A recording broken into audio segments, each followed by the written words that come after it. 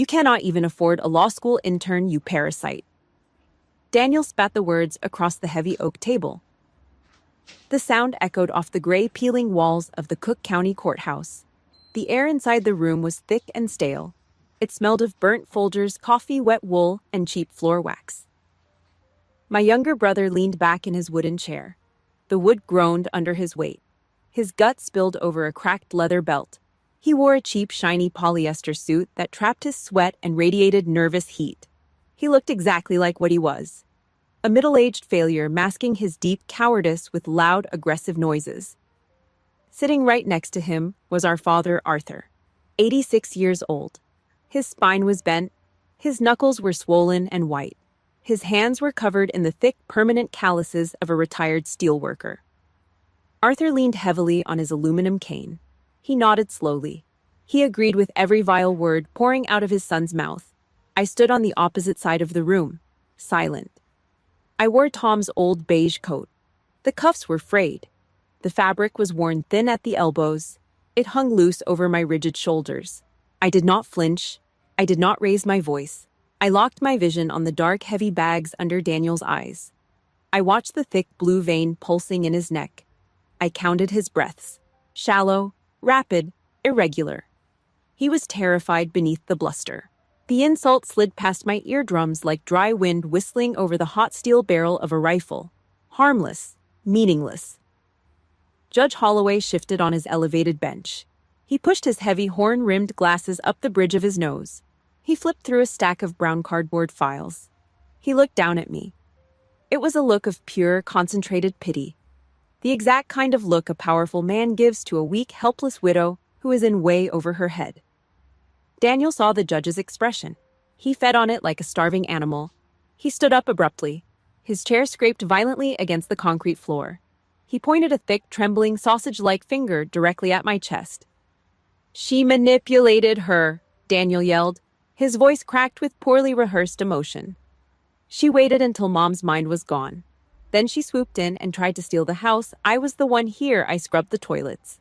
I fixed the leaking roof. I took care of this family while she was off doing God knows what. I kept my heart rate steady, 60 beats per minute." I looked away from his pointing finger. I scanned the perimeter of the room. 2 exits. Solid oak doors with heavy brass push bars. No windows on the ground floor. A secondary bailout route existed through the judge's private chambers if absolutely necessary. It was a hardwired habit. I remembered a pitch-black night crossing a live minefield on the outskirts of Fallujah. The rules of survival never changed whether you were standing in the desert dirt or on the polished floor of a courthouse. The loudest men in the room are always the first ones to break into a million pieces when the pressure drops. Richard Talbot stood up. He was Daniel's lawyer. He wore a silk tie and a custom-fitted Italian wool suit that cost more than my first car. Smug arrogance radiated from his pores. He adjusted his expensive cufflinks. He repeated Daniel's absurd accusations. His voice was a slow, deliberate, condescending drawl. He spoke to me as if I were a slow, uneducated child. He stripped away my identity with every single syllable. 4 decades. 40 years of wearing a military uniform. I spent my youth sleeping on rigid metal cots and eating cold, tasteless rations. I sent tens of thousands of dollars in combat hazard pay back to this exact zip code. I paid off the massive bank loans for Daniel's garbage business ventures, the ones that always went bankrupt within 6 months. I bought the expensive prescription blood pressure medications for our mother. I kept the heating on in their house while I was freezing thousands of miles away in the dark. But none of that mattered. None of it ever mattered. At the family dinner table on Thanksgiving, Arthur always carved the turkey. He always put the thickest, most tender cut of breast meat on Daniel's plate. He gave the scraps to everyone else. Daniel was the golden boy, the son who stayed home, the man of the house. They weaponized my sense of duty. They took my absence, an absence strictly required by the United States government, and twisted it into a weapon. They used my deployment orders to brand me a traitor, a cold, bad daughter who abandoned her aging mother. The worst kind of betrayal does not come from enemy fire. It does not come from angry strangers in a foreign land. It comes from the people sitting at your own dinner table. It stabs right through your spine, driven deep by the hands of those who share your exact blood. The courtroom fell into a heavy, suffocating silence. The old iron radiator in the corner clanked, metal grinding harshly on metal. Talbot picked up a thick piece of legal paper. He slid it across the polished wood of the plaintiff's table. He tapped his gold-capped fountain pen right next to the blank signature line. "Sign the waiver, Mrs. Myers," Talbot said. His tone was dripping with fake sympathy. "Relinquish your claim to the estate today. Walk away. Save yourself the exorbitant legal fees you clearly cannot afford to pay." Daniel let out a short, wet, ugly laugh. He slumped back into his chair, crossing his thick arms over his chest. He looked victorious. He thought he had won. I closed my eyes. 1 second. I reached up to my collar, slowly. I unbuttoned the top button of the frayed beige coat, then the next. I slipped the heavy, worn fabric off my shoulders. I placed it on the table. I folded the coat. Once, twice. I formed a precise, sharp-edged square. I pressed the seams down flat with the palms of my hands. Not a single millimeter of fabric hung over the edge of the wood. The weak civilian shell was officially gone. I took a deep breath. I stepped forward, half a step. The hard leather toe of my shoe touched the white chalk line painted on the floor, the line dividing the public gallery from the judge's bench. The battle had begun. I did not look at Daniel. I ignored him completely. I treated him exactly like a useless speck of dust floating across the glass of a sniper's scope. He was entirely irrelevant to the mission. If you know what it feels like to be judged by the people you sacrificed everything for, hit the like button and subscribe. Drop a comment with the word betrayal and tell me where you are listening from right now. My eyes cold and sharp as a fresh razor blade swept across the sterile room. I locked my target dead center on the smug face of Richard Talbot. Richard Talbot tapped his gold-capped fountain pen against the heavy oak table. Tap, tap, tap. The sound cut through the stale, suffocating air of the courtroom. The room smelled of old floor wax and cheap cologne. He pushed the thick legal document closer to the edge of the table. He pointed the expensive pen directly at the blank signature line. He expected me to take it. He expected me to fold. I did not move my hands. I squared my shoulders. I lifted my chin just a fraction of an inch. I blocked the harsh fluorescent light buzzing directly above us. My shadow fell forward. It stretched across the table and covered the waiver, plunging Talbot's manicured hands into darkness. I looked at the sharp lapel of his tailored suit. I looked at the small, expensive law school pin attached to the expensive wool fabric. I bypassed the shiny exterior. I looked right through the man. I opened my mouth. I kept my voice low, flat, stripped of all human emotion. "Who signed off on your security clearance?" The words dropped onto the table, heavy, like a block of solid concrete smashing into a glass pane. It was a question that did not belong in a civilian estate hearing. It was a question that made zero sense inside the peeling walls of a Cook County court. But it carried a deadly weight. Talbot froze. The rhythmic tapping of the gold pen stopped instantly. His arm locked rigid in mid-air. The smug, condescending smile vanished from his face. His pupils dilated. He recognized the terminology immediately. A dry clicking sound echoed from the back of his throat. He swallowed hard. Daniel slammed his thick hand down on the wooden table. The sudden noise made the old wood rattle. "What is this?" Daniel barked. His face flushed a deep, ugly red. Sweat gathered in the deep creases of his forehead. "Sign the damn paper. Your Honor, make her sign the paper. She is stalling." Daniel sounded like a dog barking at a passing freight train. Loud, clueless, completely unaware of the crushing weight bearing down on the steel tracks. Judge Holloway frowned deep into his wrinkles. He leaned forward over the elevated bench. He looked down at the plaintiff table. "Mr. Talbot," the judge said. His voice was laced with irritation. "Control your client. Proceed with the waiver." But Talbot did not move. He did not speak. The blood drained completely from the lawyer's face. His skin turned the color of wet cement.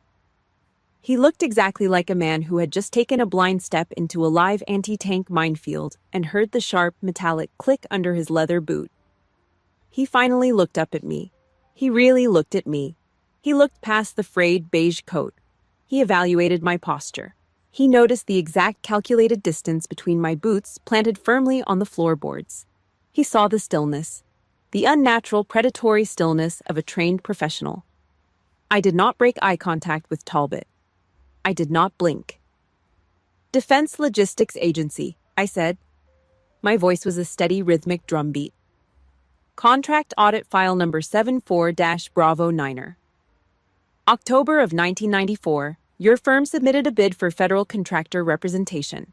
The lead auditor on your file was Special Agent Thomas Vance." Talbot started to shake. A fine, rapid tremor developed in his fingers. The gold pen slipped from his grip.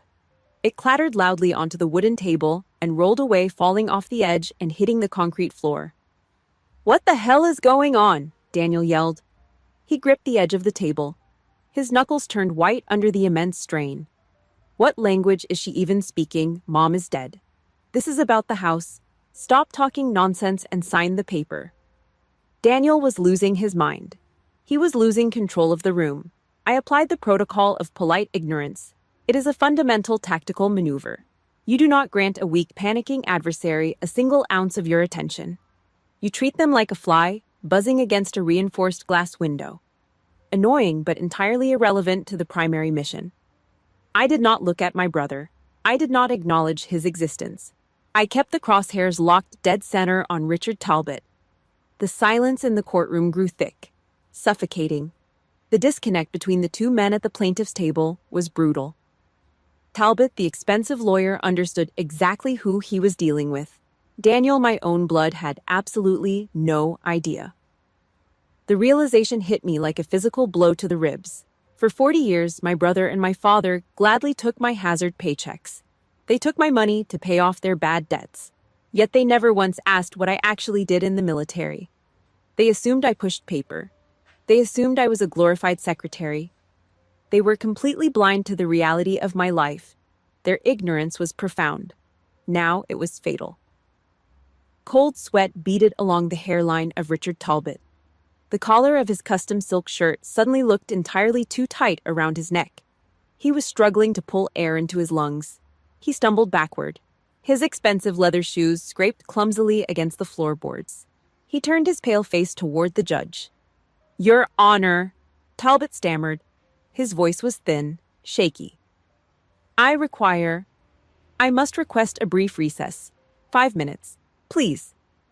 Judge Holloway narrowed his eyes behind his horn-rimmed glasses. "We just started, counselor. Is there a problem?" 5 minutes, Your Honor," Talbot pleaded. He did not wait for official permission.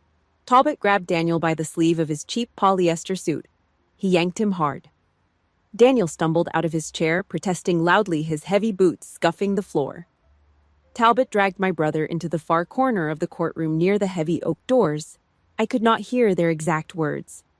But I saw the frantic, erratic hand gestures. I saw Talbot hissing through his teeth. I saw the absolute terror radiating from his entire body. Behind them, Arthur shifted uncomfortably in his seat. My 86-year-old father gripped his aluminum cane with both hands. His pale, cloudy eyes darted back and forth between the panicking lawyer and his golden boy son. The old man could sense the sudden collapse of their defense line. His aging brain simply could not process the reason why. He looked across the room at me. His expression was a mixture of deep confusion and raw fear. The civilian system was breaking down. I took one step backward. I returned to a resting stance. I rolled my shoulders back once to relieve the physical tension. I looked down at the floor near my boots. I reached down. My fingers curled around the thick, reinforced leather handle of my black briefcase. The leather was worn. The heavy brass locks were deeply scratched from years of rough transport in the bellies of military cargo planes. I gripped the handle tight. I lifted the heavy briefcase. I placed it squarely onto the center of the wooden table. The dull, heavy thud echoed through the silent courtroom. The 5-minute recess felt like an hour. The heavy oak doors of the courtroom finally swung open. The rusty hinges squealed. Richard Talbot walked back toward the plaintiff's table. He did not strut this time. He dragged his feet. His expensive Italian leather shoes scuffed harshly against the worn floorboards.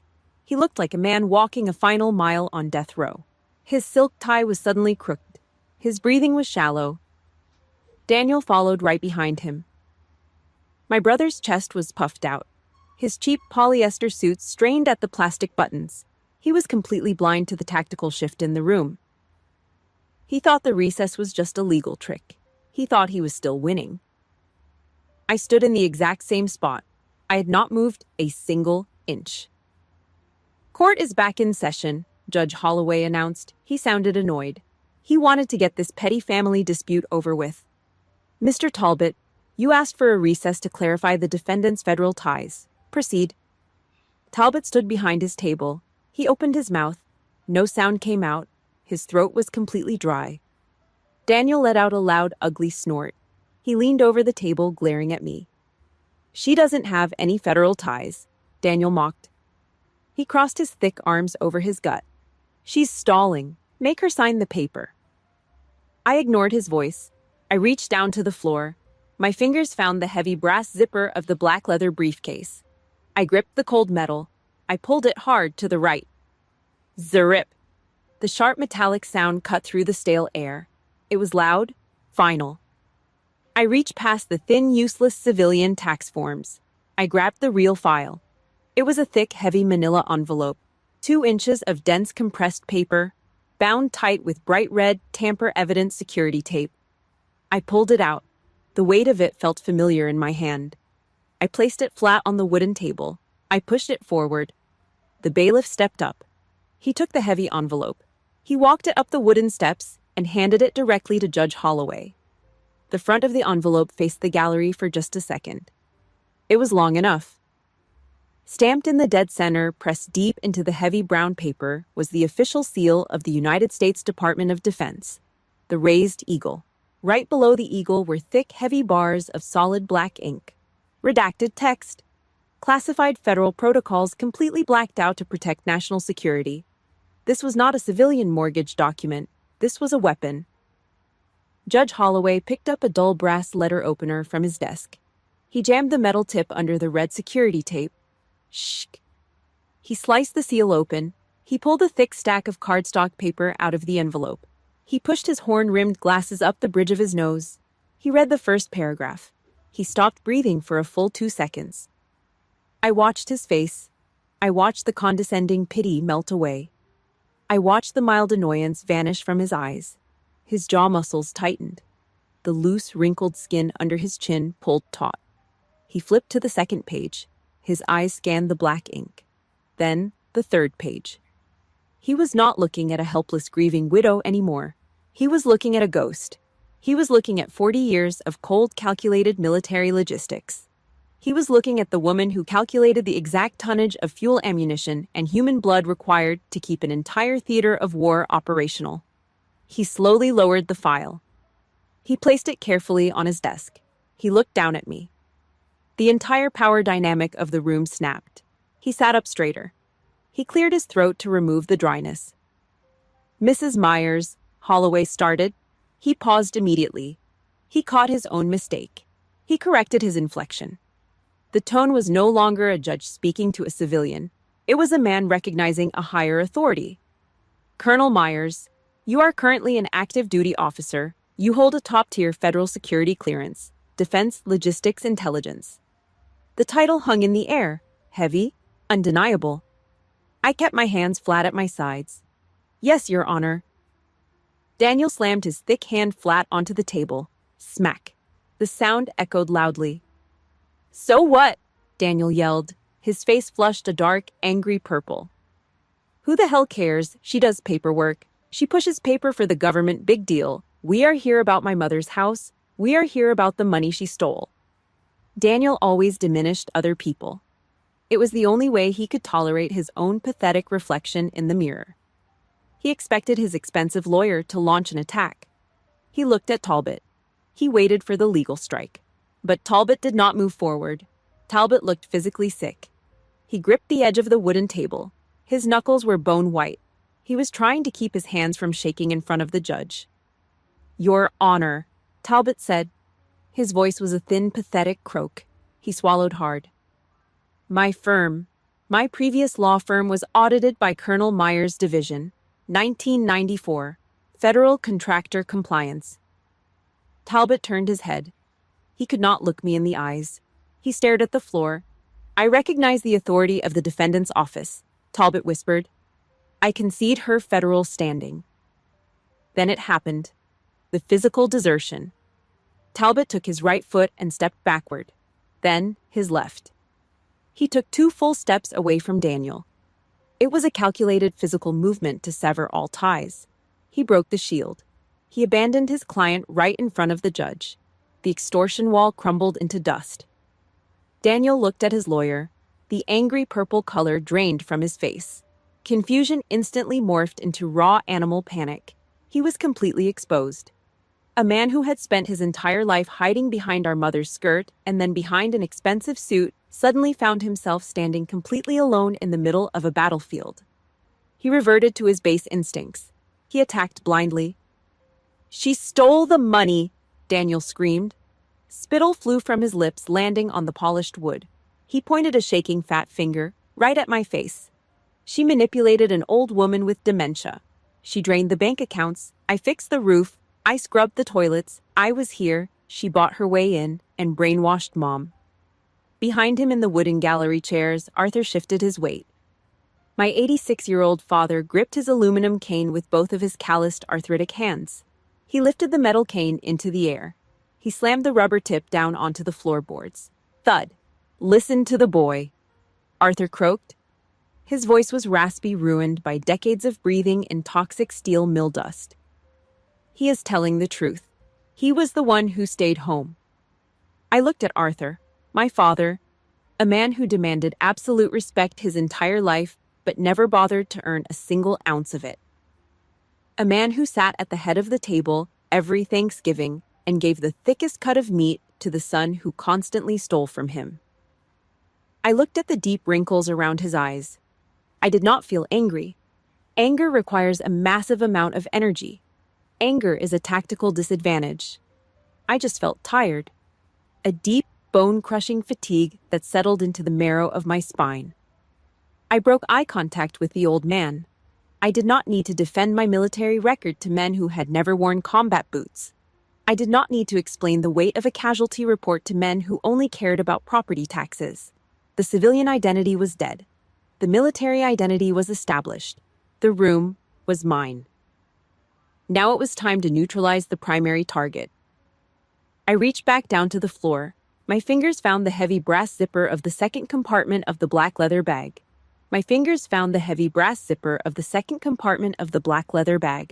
I pulled it open.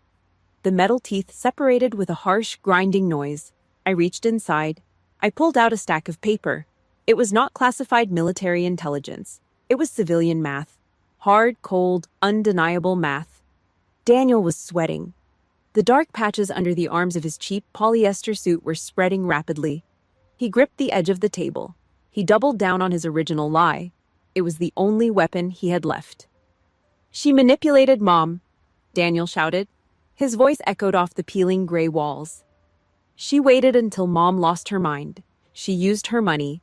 She tricked an old woman with severe dementia." I did not raise my voice. I did not get angry. I looked directly at his flushed, panicked face. I locked the target. I pulled the trigger. "Exactly when did Mom lose her cognitive functions, Daniel?" I asked. The question was flat, monotone. Daniel blinked.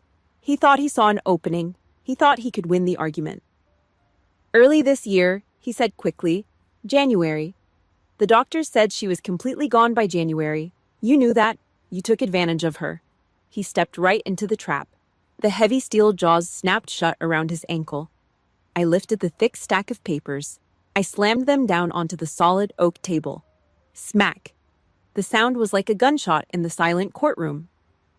"These are 3 separate mortgage refinance agreements," I said. My voice cut through the air like a surgical blade. "They are dated June, August, and October of last year, totaling $215,000. They were taken out against the house. The cash was deposited directly into your personal business account." Daniel stopped breathing. The angry red color drained out of his face. He turned the color of old ash.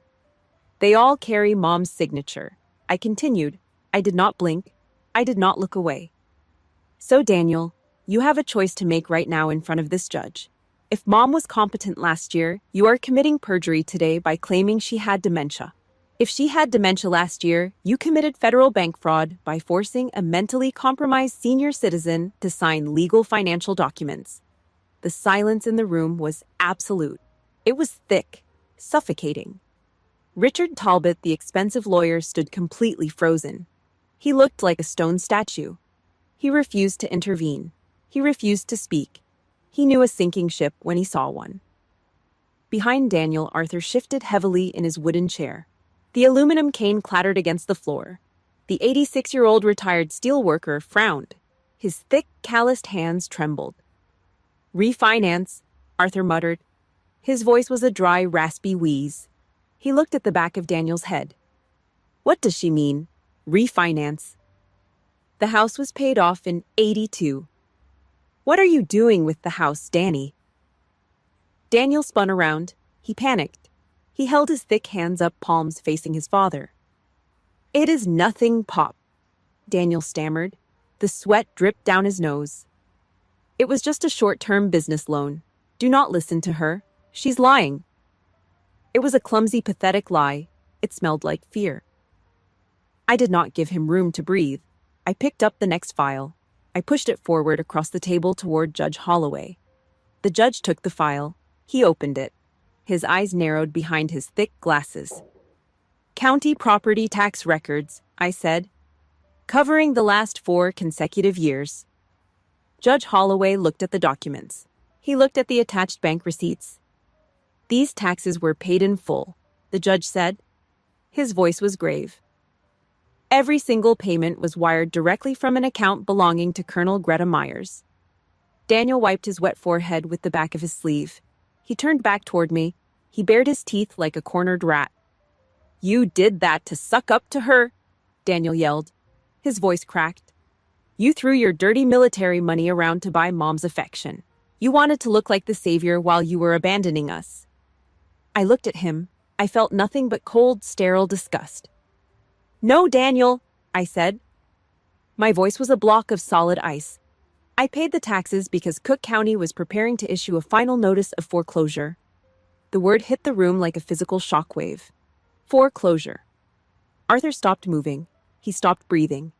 The color completely vanished from his wrinkled face. His jaw dropped open. He looked at me, then at Daniel. His cloudy eyes were wide with pure, unfiltered horror.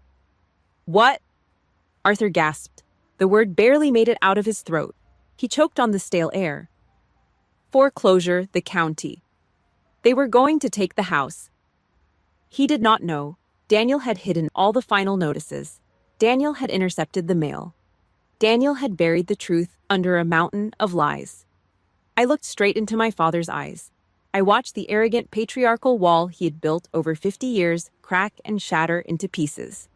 $16,000, Dad, I said. My tone was steady. "You were $16,000 in debt to the county. I used 2 years of combat hazard pay.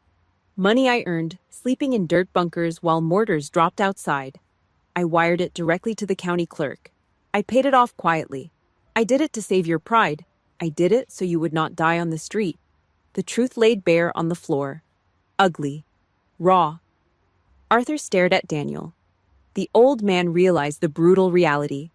He was not here in this courtroom fighting for justice alongside his loyal son. He was a blind, manipulated victim. He was a prop. The son who got the best cut of meat every single Thanksgiving was the exact same son who had secretly sold the roof over their heads. Arthur let out a low, agonizing groan. He slumped forward. His heavy shoulders collapsed. The aluminum cane slipped from his fingers and hit the ground with a loud metallic ring. The man of the house was broken, destroyed by his own flesh and blood. Daniel backed away from the table. His shoes squeaked against the cheap floor wax. He hit the wooden railing separating the gallery from the court. The impact rattled the old wood. He had nowhere left to run. He opened his mouth to speak, but only a dry, rasping sound came out.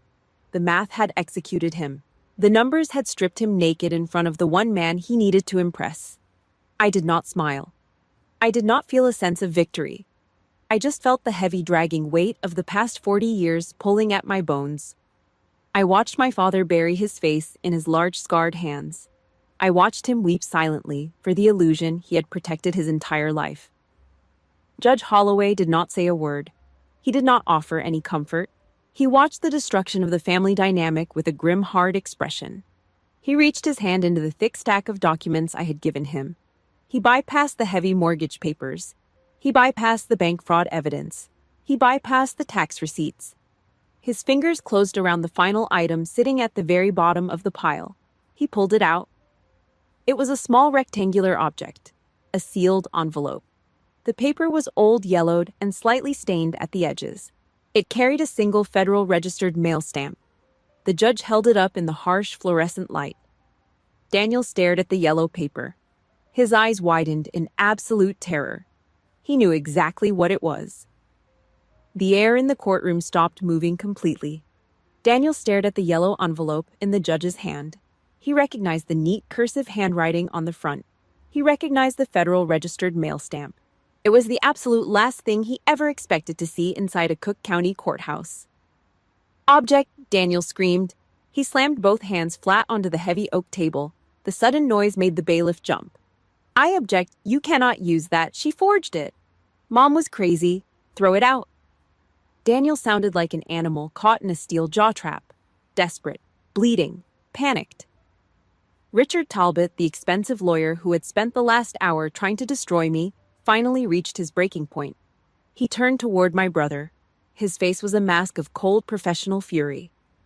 "Sit down, Daniel," Talbot snapped. His voice was a harsh whip crack. "Sit down and shut your mouth before you put both of us in a federal penitentiary." Daniel froze. The sharp command from the man he paid to protect him broke his remaining nerve. He slowly sank back into his wooden chair. His thick shoulders slumped forward. He looked sick. Judge Holloway did not look up from the envelope.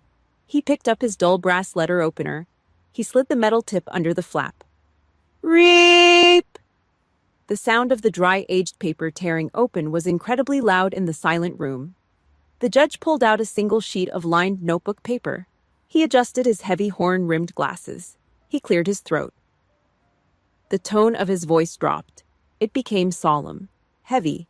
He was no longer a judge reading a legal brief. He was a man delivering a final message from the grave. To the honorable court, Holloway began reading my mother's exact words. "I'm writing this letter while I'm still of sound mind. I'm sending it via certified mail to my daughter Greta with strict instructions to only open it if my son Daniel attempts to execute my estate." Arthur let out a sharp, choked gasp. He grabbed the edge of the wooden railing with his thick, calloused hands. His knuckles were bone white.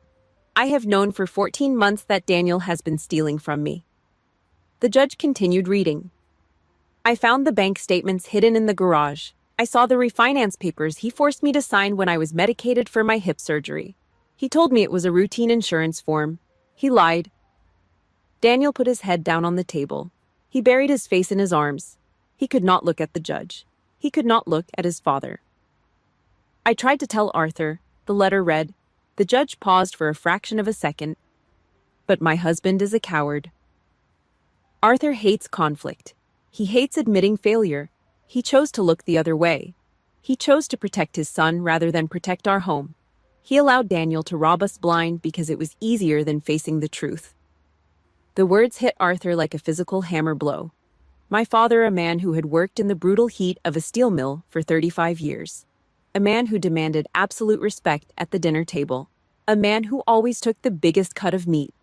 He was completely gutted. The illusion of his strong patriarchal control was dead. He was not a protector. He was an enabler. His own wife had died knowing he was too weak to stop their son from destroying them. Arthur let out a broken, wet sob. It was an ugly sound.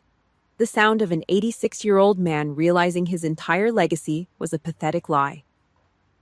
Tears spilled over his bottom eyelids. They tracked down through the deep, dirty wrinkles of his face. Daniel lifted his head off the table. His face was streaked with sweat and snot. He looked at me. His eyes were wide and crazy. "You think you are so perfect," Daniel yelled. His voice was ragged. You come back here with your fancy military titles, you walk around like a hero. What about me? I was stuck here. I was the one changing her adult diapers. I was the one cutting the grass. I deserved that money. You abandoned us. I did not move. I did not raise my voice. I looked at the pathetic sweating man in the cheap suit. You did not earn anything, Daniel, I said. My voice was completely flat. You robbed them. Judge Holloway raised his hand. He demanded silence. He looked down at the last paragraph of the letter. His expression softened. The hard lines around his mouth relaxed. He looked directly at me. Greta has always been distant, Holloway read. His voice dropped to a near whisper. She missed Thanksgiving. She missed birthdays. She missed my anniversaries. Arthur and Daniel called her cold. They called her ungrateful. I looked down at the table. I looked at the fraying cuffs of my dead husband's coat folded perfectly on the wood. But I know the truth. The letter continued. Greta was distant because her job required absolute silence. She was not abandoning us. She was standing on a wall somewhere in the dark. She was missing our holidays so that other American families could eat their dinners in peace. She paid our taxes so we would not sleep on the street. She carried the weight of the world, and we repaid her with resentment. I felt a sudden sharp tightness in my chest. Survivor's guilt. It is a heavy, suffocating blanket. I remembered the long freezing nights in the Tactical Operations Center. I remembered the static of the radio. I remembered signing the logistics orders that sent 19-year-old kids into combat zones they would never walk out of. My family was angry because I missed a turkey dinner. They had absolutely no idea what real loss looked like. They had no idea what it felt like to write a letter to a dead soldier's mother. My mother knew. Even at the end, as her mind was failing, she saw the ghost I was carrying. Do not let Daniel take the house. The judge read the final sentence. Give it to Greta. She is the only one who actually earned it. Holloway slowly folded the yellow paper. He placed it carefully back onto the bench. The silence in the room was absolute. Richard Talbot cleared his throat. He stood up. He buttoned his expensive suit jacket. He looked at the judge. Your Honor, Talbot said. His voice was completely devoid of emotion. He was back in survival mode. For the record, my firm was retained strictly for estate processing. We had zero prior knowledge of any federal bank fraud, elder abuse, or forged mortgage documents. I am formally withdrawing as legal counsel for Daniel Myers, effective immediately. Talbot picked up his leather briefcase. He turned his back on my brother. He walked down the center aisle and pushed through the heavy oak doors. He did not look back. The enemy front line was completely decimated. Arthur sat in the gallery. He was openly weeping now. He pressed his calloused hands hard over his face. His shoulders shook violently. The aluminum cane lay forgotten on the floor. Judge Holloway took off his horn-rimmed glasses. He rubbed the bridge of his nose. He looked exhausted. He looked down at the plaintiff's table, then shifted his gaze directly to me. Colonel Myers, Holloway said quietly, based on the federal evidence presented, including the fraudulent refinance documents and the property tax evasion, I have a legal obligation to ask you a question. I stood perfectly still. My heels were locked together. Do you wish to press maximum federal criminal charges against your brother? The question hung in the stale, suffocating courtroom air. I looked at Daniel. He was trembling. A middle-aged man in a cheap sweat-stained suit, shaking like a terrified child. His knuckles gripped the edge of the oak table so hard the skin looked like it might tear. He was waiting for the execution. In the military, the objective is simple. Locate the enemy, isolate the enemy, destroy the enemy. I had him zeroed in. I had the weapon loaded. One word from me and he would spend the next decade in a federal penitentiary for bank fraud and elder abuse. But I looked at his bloodshot eyes. I did not see an enemy combatant. I just saw a weak, jealous man who had spent his entire life trying to fill shoes that were way too big for him. I was tired of destroying things. I was tired of casualty reports. No, Your Honor, I said. My voice was quiet but firm. My mother wanted the truth on the federal record. She did not want him in a cage. Let him go. Daniel let out a sharp, ragged breath. He slumped back in his chair. The wood groaned loudly. He stared at me. He could not process the mercy. Why? Daniel whispered. His voice was completely broken. I reached down and picked up Tom's old beige coat from the table. Because I am just tired, Danny. 3 weeks later. The bitter winter wind howled off the Chesapeake Bay. It rattled the loose, single-pane windows of my small kitchen.